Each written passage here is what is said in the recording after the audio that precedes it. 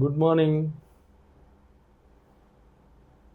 ఈరోజు భగవద్గీతలో భాగంగా ప్రథమాధ్యాయము 11వ శ్లోకం చదవడం జరుగుతుంది. ఆయనేషు చ సర్వేషు యథాభాగమవస్థిత భీష్మమేవాభిరక్షస్తు భవంత సర్వ ఏవ హి. సేనా వ్యూహ ప్రవేశ ద్వారంలోని మీ ముఖ్య స్థానంలో నిలిచి మీరందరూ ఇప్పుడు భీష్మ పితామహులకు సంపూర్ణ రక్షణను చేకూర్చవలను. 12వ శ్లోకం. తన్య సంజనయన్ హర్షం కురు వృద్ధ పీతామహ సింహనాదం వినోద్యోచ్యే శంఖం దద్మౌ ప్రతాపవాన్.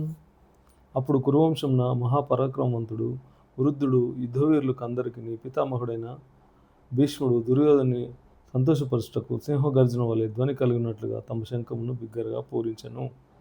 13వ శ్లోకం. తతః శంఖాచ్చ భైర్యచ్చ అనావానక గోముఖాః సాహసైవాభ్య హన్యంత స శబ్దుస్తు భవత్. అటుపిమ్మట శంఖములు వివిధములైన వాద్యములు బేర్లు శృంగములన్నీ ఒక్కసారిగా మోగింపబడెను. అసంఘటిత ధ్వని మిక్కిలి భీకరమయ్యెను. 14వ శ్లోకం. తతః శ్వేతర్యః ఎర్తికే మహతి స్యందంతే స్థితౌ మాధవాః పాండవశ్చైవ దివ్యో శంఖౌ ప్రథమద్మతు.